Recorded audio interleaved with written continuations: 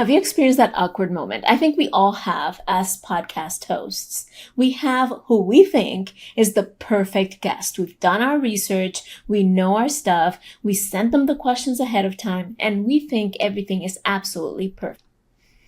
But then it happens. You ask them a question and they answer in 1 or 2 words. Short phrases, snappy and straight to the point. You're waiting for the stories, you're waiting for the analogies, for the metaphors, for all the wonderful insights, and all you get is 1 or 2 word answers and silence. It is so awkward. You have no idea what to do, but you know that if you were the listener on the other side, you would be looking for another podcast to listen to. You would be thinking, what on earth? I thought this was going to be a very value-filled, wonderful, entertaining interview, and yet all I hear is awkward silences. Hi, I'm Marcy Amaro. I am a self-leadership coach and a communication expert and a podcast host of Sincerely Speaking. And what I would love to share with you today is the difference between the art and the science of interviewing. And we're going to focus on the art of interviewing because ultimately what we really want to do is serve our audiences at a higher level, right? We want to make sure that our audiences are engaged, entertained, and educated, while at the same time we are building a brand and we are creating an impact and we are letting ourselves and our guests be known. So we want this experience of interviewing someone, interviewing an expert, to be something that edifies both them and us, that elevates the audience's awareness, knowledge, understanding of the topic at hand, and that it's an overall wonderful experience for everybody involved. Right? So in order to do that, in order to elevate our interviews to the next level, we need to separate the science from the art for a minute and then figure out how to bring them together so that we can master both the science and the art of the interview. I believe that as podcasting hosts, most of us are very aware and very masterful at executing the science part of the podcasting event, of hosting a podcast. So we do our research. We look for guests that are a match to our podcast intention, topic, and theme. We look for guests that are experts in their field, and we vet and we qualify these guests, right? Then we prepare ahead of time and we prepare questions and we have a structure in place and we make sure that both us, our guests, and anybody who's in our team and in our staff knows exactly how we want this interview to go. We have the introductory story, we have our intro, we have our outro. If we have sponsors, we have our ads in place. We have everything put together so that everything is seamless and smooth. But there's an element that we cannot control ahead of time. And it's the art, of that interaction between the host and the guest. It's the art of knowing how to keep your guest involved and engaged, how to draw out all the wonderful wisdom that it's inside of them. That's the reason why we invited them to be part of our podcast in the first place. And also to make it an entertaining, interactive experience so that the audience listening in will feel drawn into the conversation, will feel part of the podcasting experiences, not just as passive listeners, but as interactive, active participants in the information that is being presented. So how do we do that? Well, in order to elevate our podcast in that level, in order to activate the art of the interview, first we have to know the science, and that's why I mentioned it, right? And we all know that the best and most important way to elevate our podcast is to be fully prepared, to vet our guests carefully, to make sure that we are inviting people in who are a true fit, that we're not just inviting anybody in because we just want guests, that we are making it an important connection that is going to be of service, not just to us, not just to our guests, but to everybody listening in. And in order to do that, we have to really be aware of what our topic is, what it is that is the ultimate intention of our podcast, and what it is that we're trying to bring to our audience, who our audience really is. So that's part of niching it down. But as we focus on the art, there are 3 things that I think if we inject them into the way we do podcasting, if we inject them into the experience of the interview, is going to completely shift and alter both the energy that you feel from your guest, the energy that you put out, and the engagement that you get from your audience. So it's a win-win-win for everybody involved. And it boils down to 3 amazingly simple, but also often ignored things that we are going to be discussing here today in the next 10 minutes. So the first thing is deepening human connection. Now, before I explain what this is, even though you probably have some notion of what I'm going to say, let me ask you this. What is probably one of the most awkward interactions humans ever experience? If you said a blind date, I would agree with you. Right? I don't care if you're an extrovert and introvert, if your personality is of the top, or just very sedate. Regardless of your personality, that makes no difference. A blind date is typically a pretty awkward scenario. And why is that? Because you have 2 human beings who have never met each other trying to create a connection in the moment to see if there's further possibility for more interaction, to see if there's further connection or if there's a spark that can be lit, right?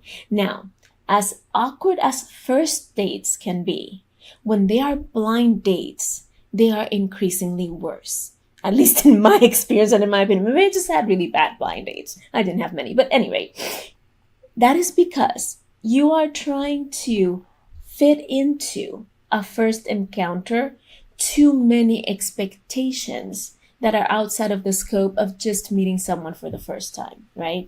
So when you have a first date, but you've already met, even though there is this expectation of, will we hit it off? Will it be a good fit? Will we actually have fun? It's lessened a little bit by the fact that you've already met this person. So what am I trying to say here? One of the biggest mistakes that I see podcast hosts make is that they never meet their guests until the moment of the interview, right? So you're going into the interview the way you go into a blind date. And there's an easy fix for this. If your calendar permits, schedule a 5 to 10 minute call with the guest before you schedule the actual interview or live stream moment, right? Before you schedule that moment of hitting record or hitting go live.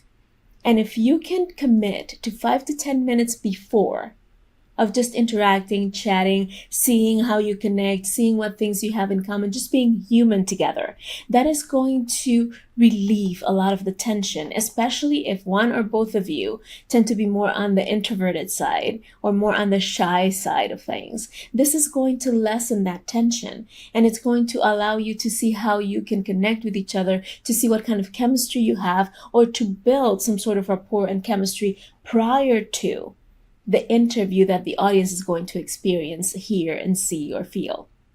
If you cannot schedule a time separate from the interview, then at least if your interview is going to be 40 minutes, schedule an hour and meet 20 minutes, 15 minutes before the live stream or the recording is going to take place. And use those 10, 15 minutes to connect at a human level, to answer questions that the guest might have, to try and establish a rapport that lessens the tension and that allows you to connect at a deeper human level. And that is going to make all the difference. Because if you wait to try and make the connection right in the middle of the interview, you are going to have expectations that might not be matching. You're going to have anxiety on the part of one or two of the parties, and you're going to have that tension, that awkwardness show on your interview. So that is the first thing, is deepen that human connection prior to hitting play or record or hitting go live. Good. The second element is edify your speaker.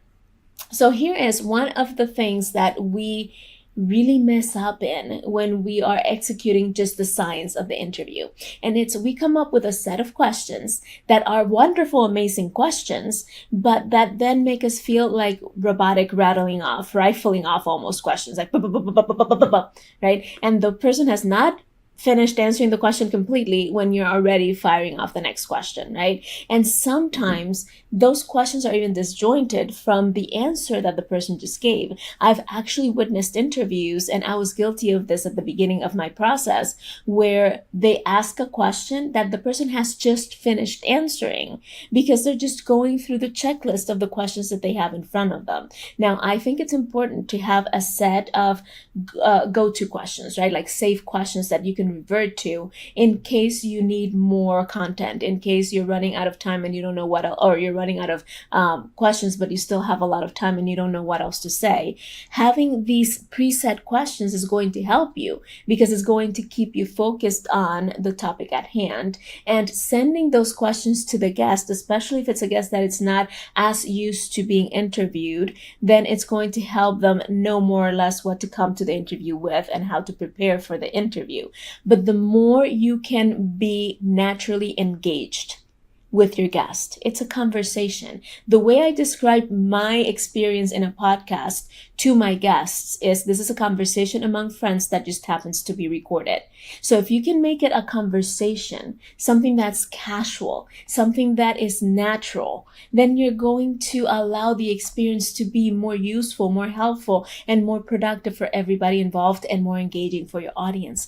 Get really curious about what that person has to say and edify them in everything that you say. This is not a competition. You're not trying to one up your guests. So if you notice the great interviewers, and Ed Milet, anybody who's a great interviewer, one of the things that they do, and they do it naturally and they do it genuinely, is when the guest says something wonderful or something impactful, they respond and they react like, whoa, that was awesome. Let me repeat that. Can you say that again?